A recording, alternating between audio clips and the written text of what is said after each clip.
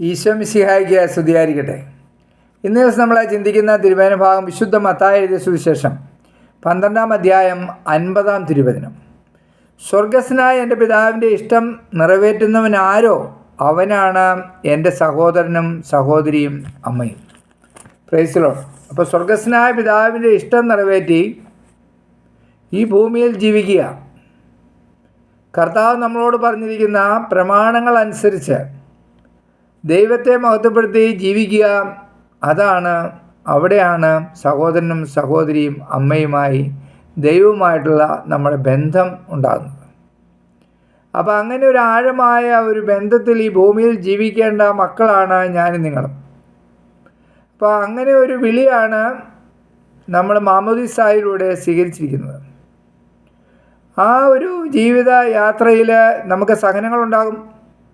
സുഖം സമൃദ്ധമായ ദൈവത്തിൻ്റെ മകനാണ്, ദൈവത്തിൻ്റെ മകളാണെന്ന് പറഞ്ഞ് കഷ്ടതകളില്ല എന്ന് പറഞ്ഞിട്ടില്ല. കഷ്ടതകളും ക്ലേശങ്ങളും ദുരിതങ്ങളും എല്ലാം നമ്മുടെ ജീവിതത്തിൽ നമ്മൾ കടന്നു പോകേണ്ടതായി വരും.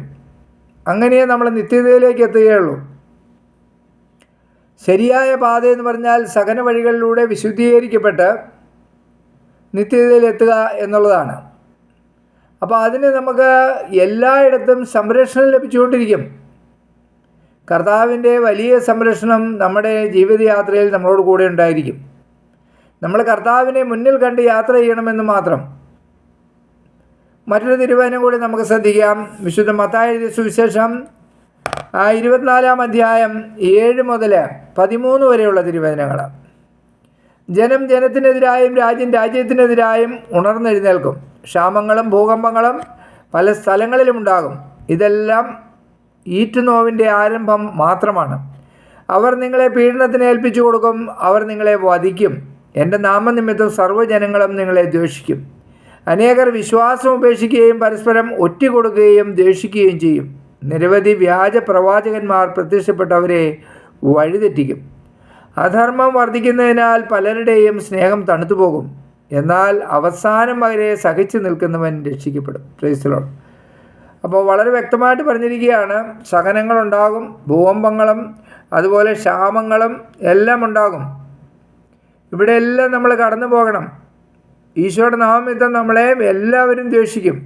പീഡനങ്ങളുണ്ടാവും, മരണങ്ങളുണ്ടാവും. എത്രയോ പേര് നമ്മൾ കാണുന്നില്ലേ, അനേകരെ കഴുത്ത് നീട്ടി കൊടുക്കുന്നു, കഴുത്തറുത്ത് കൊല്ലുന്നു, വെടിയേറ്റ് മരിക്കുന്നു, അഗ്നിക്കിരയായി മരിക്കുന്നു. ക്രിസ്തുവിനെ പ്രതി, ക്രിസ്തുവിനെ പ്രഘോഷിച്ചതിനെ പ്രതി. ക്രിസ്തു എന്താ പറഞ്ഞത്? സ്നേഹം. നിങ്ങൾ പരസ്പരം സ്നേഹിക്കുവിൻ, ദൈവത്തെ സ്നേഹിക്കുവിൻ, പരസ്പരം സ്നേഹിക്കും. വേറെ വല്ലതും പറഞ്ഞോ? അത് പിടിക്കാത്ത ഒരേ ഒരു വ്യക്തി ആരാ? തിന്മയുടെ ആത്മാവ്. ഈ തിന്മയുടെ ആത്മാവ് ആവേശിച്ച് ഏതെങ്കിലും പല വ്യക്തികളിലൂടെ, ചില ഗ്രൂപ്പുകളിലൂടെ എല്ലാം നമുക്ക് പീഡനങ്ങൾ കടന്നു വരും. ഇതെല്ലാം നമ്മൾ സഹിക്കാനായിട്ട് തയ്യാറാവണം. അങ്ങനെ നമ്മൾ നിത്യതയിലേക്ക് എത്തുകയുള്ളൂ. അല്ലാതെ നേരെ ചൊവ്വേ പെട്ടെന്നൊന്നും ചാടിക്കയറി നിത്യതയിലേക്ക് എത്തില്ല. നമ്മൾ ക്രിസ്തുവിനെ പ്രതി ഓരോ സഹനങ്ങളിലൂടെ കടന്നു പോകുമ്പോൾ അവിടെയെല്ലാം ദൈവത്തിൻ്റെ പരിശുദ്ധാത്മാവ് നമ്മളെ നയിക്കും. സഹിക്കാനുള്ള കൃപ ദൈവം നമുക്ക് തരും. അവിടെയെല്ലാം കർത്താവിനെ മുമ്പിൽ കണ്ടുകൊണ്ട് വിശുദ്ധ സ്തെഫാനോസ് പറഞ്ഞതുപോലെ, ഈ കുറ്റം ഇവരുടെ മേൽ ആരോപിക്കരുതേ എന്ന് പറയാൻ നമുക്ക് സാധിക്കണം.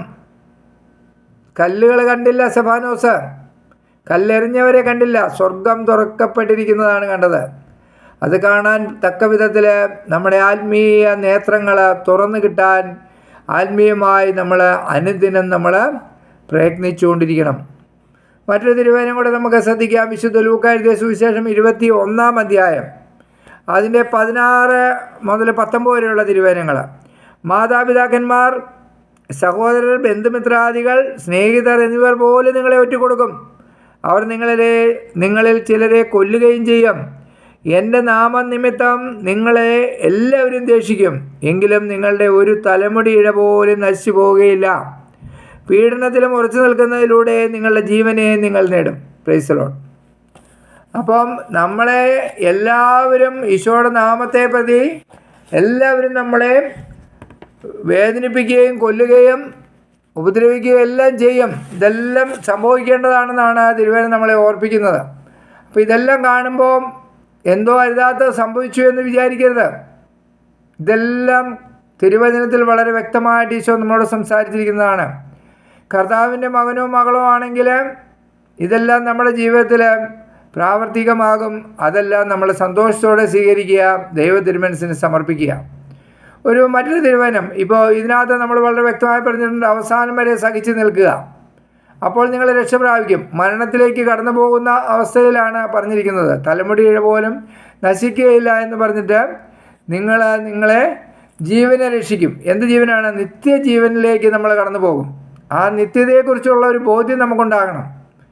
നിത്യതയെക്കുറിച്ച് നമുക്ക് നിത്യജീവൻ, മരണശേഷം മരണാനന്തര ജീവിതം, അവിടെയാണ് നമ്മുടെ ശരിയായ ജീവിതാവസ്ഥകൾ നമ്മൾ തുടങ്ങുന്നത്. അവിടെ നിന്ന് കർത്താവിൻ്റെ സന്നിധിയിൽ നിന്ന് ഈ ഭൂമിയിലേക്ക് കടന്നു വന്ന് നമ്മൾ തിരിച്ച് കർത്താവിൻ്റെ സന്നിധിയിലേക്ക് പോകണം. അതിന് നമ്മൾ കുറേ ഒരുക്കപ്പെടാനുണ്ട് ഈ ഭൂമിയിൽ വെച്ച്. അപ്പോൾ നമ്മൾ നിത്യതയെക്കുറിച്ചുള്ള ഒരു ആഴമായ ബോധ്യം നമുക്കുണ്ടായിരിക്കണം. അങ്ങനെയുള്ള ഒരു അമ്മയെ നമുക്ക് വീണ്ടും പരിചയപ്പെടാം. അത് 2 മക്കബായരുടെ പുസ്തകത്തിൽ, പഴയ നിയമത്തിൽ 2 മക്കബായരുടെ പുസ്തകത്തിലാണ്. ഞാനത് മുഴുവൻ വായിക്കുന്നില്ല. 7-ാം അധ്യായത്തിൽ ഒരു അമ്മയും 7 മക്കളും, അതാണ് അതിൻ്റെ ഹെഡിങ് തന്നെ. അതിൽ അന്ന് പന്നിമാംസം, പഴയ നിയമ കാലഘട്ടങ്ങളിൽ പന്നിമാംസം നമുക്ക് നിഷിദ്ധമായിരുന്നു. പന്നിമാംസം കഴിക്കാൻ പാടില്ല. അങ്ങനെ കഴിക്കണമെന്ന് നിർബന്ധിച്ച് ഈ 7 മക്കളെയും നിർബന്ധിച്ച്, അത് ചെയ്താൽ പാവമാകും, അത് പാവമാകുമ്പോൾ ദൈവ കൽപ്പനയ്ക്ക് എതിരായി മാറും, തമ്പുരാനെതിരായി മാറും എന്നുള്ളത് കൊണ്ട് ഈ അമ്മ മക്കളെ ബലപ്പെടുത്തുകയാണ്. സ്വന്തം മക്കളെ വറചട്ടിയിൽ പഴംപൊരി കോരുന്നത് പോലെ തെറ്റ് ചെയ്യാൻ അവർ തയ്യാറാകാഞ്ഞതുകൊണ്ട് അവിടുന്ന് രാജാവ് അവരെ വറചട്ടിയിൽ കോരുകയാണ്. ജീവനോടെ തിളച്ച എണ്ണയ്ക്കകത്തേക്ക് എടുത്തിട്ട് വറുത്ത് കോരുകയാണ്. ഇത് കണ്ടുകൊണ്ട് നിൽക്കുന്ന ഒരമ്മയുടെ സ്ഥിതി ഒന്ന് ആലോചിച്ച് നോക്കിയേ. ആ ഒരു സ്ഥിതിയിൽ അമ്മ പറഞ്ഞ ഏറ്റവും ഈ ബൈബിളിലെ മക്കബായ പുസ്തകത്തിൽ ഇത്രമാത്രം അത്രയും ആഴമായ ദൈവസ്നേഹത്തിലുള്ളൊരു അമ്മ, പരിശുദ്ധ കന്യാമറിയം കഴിഞ്ഞ് നമുക്ക് കിട്ടുന്ന ആ ഒരു മാതാവിനെ കണ്ടുകൊണ്ടാണ് ഈ അമ്മ ഇങ്ങനെ പറയുന്നത്. മാതാവിനെ ഉള്ളിൽ ശരിക്കും പറഞ്ഞാൽ ശരിക്കുള്ളൊരു ദിവ്യ അനുഭൂതിയിലേക്ക് കടന്നത് വന്നുകൊണ്ടാണ് ഈ അമ്മയ്ക്ക് ഇതിങ്ങനെ പറയാനായിട്ട് സാധിക്കുന്നത്. അല്ലെങ്കിൽ പറ്റുമോ? മാതാവ് കുരിശിന് ചുറ്റും നിൽക്കുന്നു, സ്വന്തം മകൻ കുരിശിൽ കിടന്ന് പിടഞ്ഞു മരിക്കുന്നത് കണ്ണുകൊണ്ട് കണ്ടു. എല്ലാം ഈ ലോകരക്ഷയ്ക്ക് വേണ്ടിയാണെന്ന് കണ്ട് അമ്മ ദൈവ തിരുമനസ്സിന് കീഴ്വഴങ്ങി. അതുപോലെ തന്നെ ഈ അമ്മയുടെ കാര്യത്തിലേക്ക് ഒന്ന് കടന്നു പോകാം. ഈ അമ്മ പറയുന്നത് എന്താണെന്ന് നോക്കാം. 2 മക്കബായരുടെ പുസ്തകം 7-ാം അധ്യായം 20 മുതൽ 23 വരെയുള്ള തിരുവചനങ്ങളാണ്. ഈ മക്കളെ എല്ലാവരോടും പറഞ്ഞ് ബലപ്പെടുത്തുന്ന നിമിഷങ്ങളാണ്. ആ മാതാവാകട്ടെ സവിശേഷമായ പ്രശംസയും സമ്പൂജ്യമായ സ്മരണയും അർഹിക്കുന്നു. ഒറ്റ ദിവസം 7 പുത്രന്മാർ വധിക്കപ്പെടുന്നത് കണ്ടെങ്കിലും കർത്താവിലുള്ള പ്രത്യാശ നിമിത്തം അവൾ സധൈര്യം അത് സഹിച്ചു. പിതാക്കന്മാരുടെ ഭാഷയിൽ അവൾ ഓരോരുത്തരെയും ധൈര്യപ്പെടുത്തി.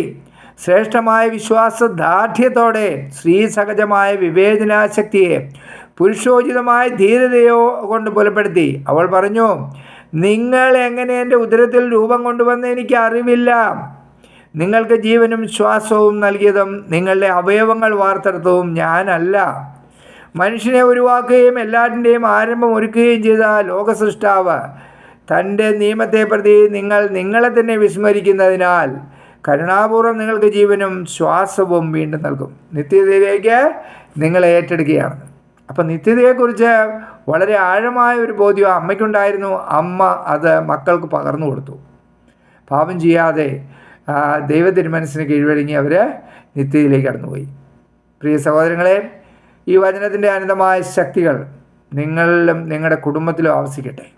പരിശുദ്ധാത്മാവിൻ്റെ ഒരു പുത്തൻ അഭിഷേകം നിങ്ങളുടെ കുടുംബത്തിലുണ്ടാകട്ടെ, നിങ്ങളായിരിക്കുന്ന ദേശത്തുണ്ടാകട്ടെ എന്ന് പ്രാർത്ഥിക്കുന്നു. ഈശോ മിശിഹായ്ക്ക് സ്തുതിയായിരിക്കട്ടെ.